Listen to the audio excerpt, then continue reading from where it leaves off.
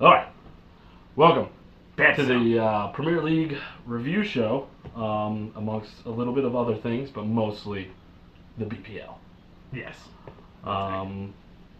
First thing, what do you want to talk? Let's just go right into Let's it. just jump in. Let's just jump into it. I mean, you're already upset. The You're boys. clearly upset. So I'm upset, but I'm happy. We gave him a 3-0 thrashing. It was so good to see, because that was last time going 3-0 down at halftime. Man, my heart was hurting, and I was like, but we're at home, we're at the Emirates, let's see what happens. And wouldn't you know it, 3-0, 2 goals from Alexis. Beautiful. It's a magisterial goals. Oh boy. From Alexis. So good. But I will say I am not a fan of Stoke. I'm looking at you, Stoke. You bunch of orc assholes. You hurt Debussy. He comes back. Just unnecessary push. He's up in the air, pushed him over, and now his shoulder's dislocated, might need surgery, out for could be 3 months. It's like, come on. Like, are you fucking kidding me? All right. Well, let's talk about your other main man, Alexis Sanchez. Alexis. He's turning out to be the greatest transfer this season. Oh yeah. He. The thing that I like about him the most is because he doesn't just get on the ball really well. He doesn't do just great things in the attacking. He goes and gets the ball, and he's not afraid of getting all up in someone's face to try and get the ball to start the play going forward. He's fast. He gets a little selfish sometimes. That's the one thing that makes me kind of worry. He likes to take it on himself, but most of the time it seems like he can finish it. So I'm not too concerned. He had the assist too, so he's been. Well, he's got what, 9 assists? He's taken part in more than half of Arsenal's goals this season. So he's what had you're, something to what contribute. you're saying is you have last year's Luis Suarez. All right, so let's City Everton. How did you feel about that game? All right, there's a couple things. I was very excited, as you heard at the end of the last podcast for the preview. I was stoked that Vincent Kompany, Edin Dzeko, Sergio Aguero were all available for the match. Everyone's getting injured on your team. And coming back though. Yeah, I mean it was a great time. I was hoping Aguero could be back for the Arsenal game, essentially. No. You know what I mean? But then we have kind of the red-headed stepchild right now, and we're dealing with this in I don't feel like the greatest of ways. Stefan Jovetic. Yeah. I feel like he's got so much potential. So much flair. And I don't know what it is. He hasn't shown it yet, which upsets me. But then we have the opportunity to bring Sergio Aguero on into the game, and I feel like we did it wrongly. First of all, How so? Sergio Aguero, he's not going to be like, I'm going to come on and score a goal, which he has done after injury before. He has done it, you know what I mean? But yeah. We can't expect that every single time. Yeah, you just can't. You know what I mean? So then we bring him on, and then within 2 minutes, you can clearly tell he's a little bit rusty. He's not up to game pace yet, which he will be. Yeah. But I feel like when they did the like-for-like switch, is my whole problem with it, was the like-for-like switch, where we took off Stefan Jovetic. Uh-huh. And I don't think Jovetic had really that bad of a game. Yes, he didn't score a goal, blah, blah, blah, but he wasn't negating our performance in any way. So I feel like if you were going to bring Sergio Aguero on, you should have brought Aguero on, leave Stefan Jovetic, and sub out one of our midfielders like Fernando or Fernandinho, because I'm pretty sure he had a yellow card at the time, and it would have been good to keep him off. He didn't get into trouble at the end of the game, but it's like we still conceded a goal by Everton, and it was a 1-1 draw. Chelsea Magpies. This is kind of easy. They just kind of revenge. That, and they kind of just went on autopilot. Mm-hmm. There was really nothing outstanding about the Chelsea performance. They kind of just did what Chelsea's been doing, and they just kind of coasted on through it. Yeah. So then we move on to Sunday's game, which we have now nicknamed the Sunday School Derby. Bible Derby. Whatever. Either way, it's Sunday School Bible. It's funny because, I mean, it hit me as the game was going on. We have the Saints playing the Devils. Manchester.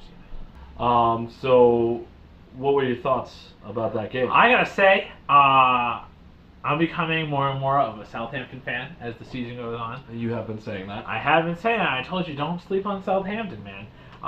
Their defense was looking good, as good as United Strike Forces. They answered a lot of the questions that were asked.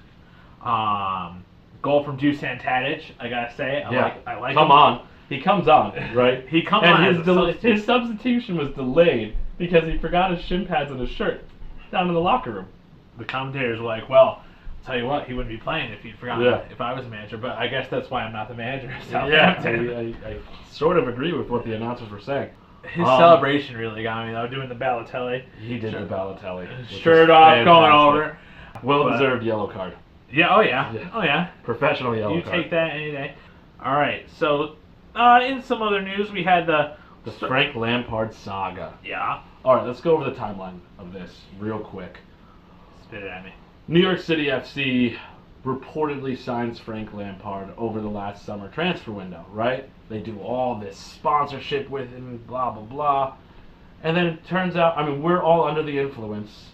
All of us and our fellow third rail members are under the influence that he's going to be there. He's contractually obligated to New York City FC. Turns out he wasn't. Nope. At all. Was it City Holding? City Holding, Etihad Sporting Group. He's in like the umbrella group. He wasn't associated with the team yet. Getting the T-virus. So that caused a lot of havoc when he didn't come to New York for the March season. Well, yeah, because people were pissed because they bought. There was some thousands of people bought season tickets expecting to see Frank Lampard. You're going to see him. You're going to see him. And I love how everybody all of a sudden is like, oh, we can't see Frank Lampard. Screw this team. So like, do we forget? Do these people forget that they have David Villa? Yeah, for sure. He's there. Yeah. But now he signed the contract. He's going to be there in July. No questions asked. The invasion of Britain is coming in July to MLS because we also have Steven Gerrard. The reason I got coming to LA Galaxy. That's it. Just one of the greats. He is, and both of them are. I'm so happy that we're gonna get to see Mr. Chelsea and Mr. Liverpool. Yeah. Oh, it's gonna be so good.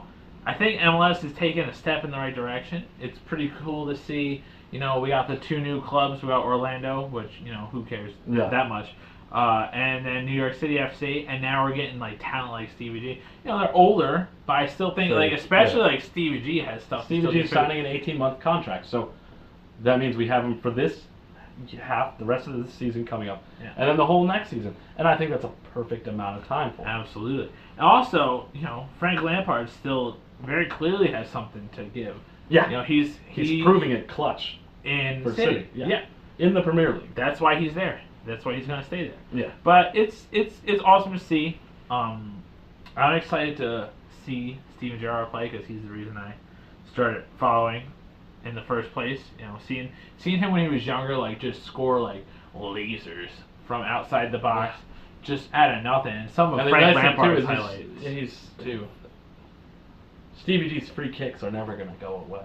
Oh no, because that's all about technique. Clearly, because he just made them a couple this season. Yeah.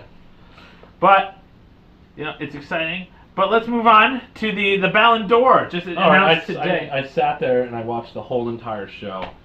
I don't know why I do this every year because it is just boring every single year. Pretty predictable. What do you think? Yeah, you could have asked me yesterday who's going to win the Ballon d'Or and all the other awards.